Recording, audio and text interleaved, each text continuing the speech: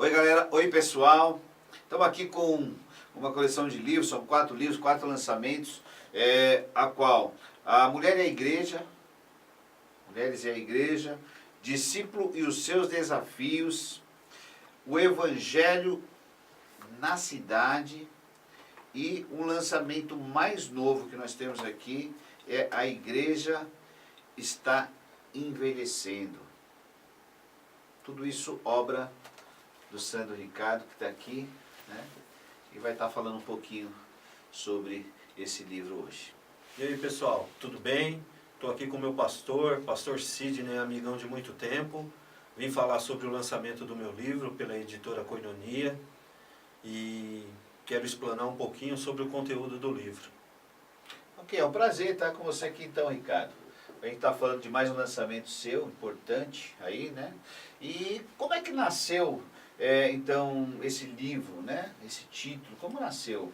Então, na realidade, pastor, esse tema ele nasce mediante a uma pesquisa mundial aí, que o Brasil passa a ser, em 2025, a 7ª população que vai se tornar a mais velha dentro da civilização da humanidade. Então, em cima disso, eu entendi que se o país está envelhecendo e o país é associado à igreja, a igreja vive esse ciclo, né? Então, vivendo esse ciclo, há uma necessidade de a gente entender que como igreja estamos envelhecendo. Ok, mas aqui diz o título. O título é A Igreja está envelhecendo. Envelhecendo em que sentido? Eu entendi que tudo que é relacionado à igreja caminha ou para um envelhecimento ou para uma juventude. Então, assim, a igreja está envelhecendo no sentido que ela tem mais de 2000 anos. Ela tem um tempo na terra. E essa igreja que somos nós, ela faz parte desse envelhecimento. Evidente que temos irmãos que não alcançam a velhice, morre antes. Mas a igreja que vai ficando, ela caminha para esse envelhecimento. Acho que todo envelhecimento, então, ele retrata uma morte. Será que você está dizendo que a igreja vai morrer, então? De certa forma, a igreja vai morrer, a igreja está morrendo. Quantos idosos hoje estão falecendo e, de uma certa forma, estão indo para o Senhor, né? Cristãos, de uma certa idade, por várias patologias, acabam morrendo por reflexo da velhice. Então, assim, a igreja orgânica, que somos nós, ela está envelhecendo. E isso é um fato. Ok, entendi. Na verdade, é um título de duplo sentido. Sim. Então, né? E você recomenda esse livro para que tipo de pessoa? Ele foi feito para que tipo de pessoa?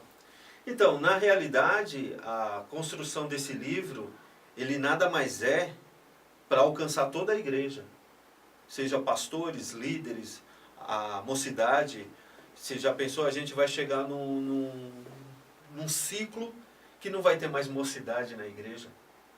Que vamos estar todo mundo com a idade que, em tese, não vamos ser tão jovens. Então, assim, eu acredito que esse livro, ele alcança toda a faixa etária, daquele que tem interesse em entender a palavra de Deus, entender o fenômeno, no caso aqui, a velhice, né? E foi em cima disso que surgiu essa inspiração. Ok. Eu queria fazer umas perguntas, então, sobre os títulos que nós temos aqui. Gostaria que você desse o seu parecer aqui. E fala, né, no capítulo já assim 2, que no princípio fala a igreja, o 1 fala sobre a igreja, mas no 2 é interessante que está ali dizendo assim, buscando sentido, né? Sentido de quê? Porque assim, se eu, ou quem está nos vendo em casa, ou já está na velhice, ou está caminhando a velhice, a vida propõe um balanço. E esse balanço ele tem que fazer sentido. Porque, como igreja, a gente tem uma missão aqui na Terra. E essa missão, ela tem que fazer sentido. Porque, afinal de contas, estamos caminhando para aquilo que eu chamei de fenômeno, a velhice. Então, essa velhice, ela tem que fazer sentido. Porque a gente cria uma história, mas a gente também deixa uma história. Seja ela jovem ou seja ela velha. Então, fazer sentido é exatamente isso. Fazer sentido para a tua vida como igreja. Na verdade, a gente tem que envelhecer com um legado. Exatamente. A gente Deixar tem que algo. deixar uma história. Deixar uma história. A igreja tem que deixar uma história. Né? Estou entendendo. Capítulo 3 diz assim, errar não tem idade. Na realidade, existe meio que a palavra da moda aí, um bullying, ou até mesmo uma certa perseguição, que muitos idosos, ou muita gente com uma certa idade, costuma dizer que os jovens têm o costume de errar. Só o jovem que erra. Como se alguém nunca foi jovem, ou como se alguém nunca errou. Então, assim, na realidade, se você parar para analisar, errar não tem idade nesse sentido. Todos nós estamos sujeitos a erro. A pedagogia mesmo orienta que o erro faz parte do aprendizado. E na Bíblia temos tantos exemplos de jovens que erraram, que velhos erraram. Então, errar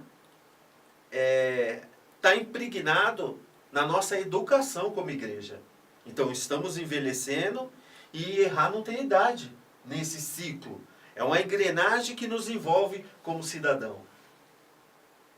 Ok. No capítulo 4 diz assim, ó, discípulo até o fim. Você acha que dá para ser discípulo até o fim? Então, se a gente... No tempo de hoje, o que o mundo está nos passando, o que está acontecendo. Então, se a gente for observar o texto, que o meu livro é totalmente alicerçado no texto, a ideia que eu tive de discípulo até o fim foi João. João dos 12 foi o último que teve morte natural. Os outros foram tudo perseguidos e decapitados. João morreu de forma natural no sentido do quê? Que ele morreu velho. Ou seja, João viu de tudo. A velhice de João permitiu ele ver de tudo, viver tudo. Então, assim, João como discípulo, ele teve uma velhice maravilhosa. Ele teve uma vida abundante espiritualmente. Então, quando eu falo discípulo até o fim, é usando o próprio João como modelo. João pode ser o nosso modelo, porque quantas pessoas que não têm a oportunidade de envelhecer nos caminhos do Senhor? Porque a velhice é um dom da vida. E envelhecer com Jesus, eu acho que é o auge. É o auge da vida de um cristão.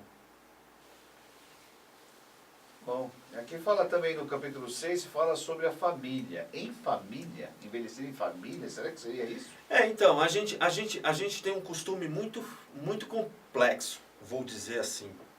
A gente costuma dizer que a velhice traz experiência, que velhice traz maturidade, que envelhecer é importante, mas a gente como família, a gente tem feito muito mal aos nossos idosos. Quantas famílias jogam o seu idoso em asilo, em casa de repouso? Ué, se ele tinha tanta sabedoria, por que esses maus tratos? Por que esse abandono?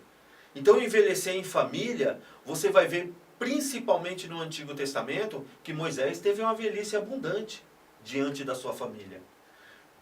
E envelhecer em família, eu acho que é uma forma de dizer que a igreja também está envelhecendo.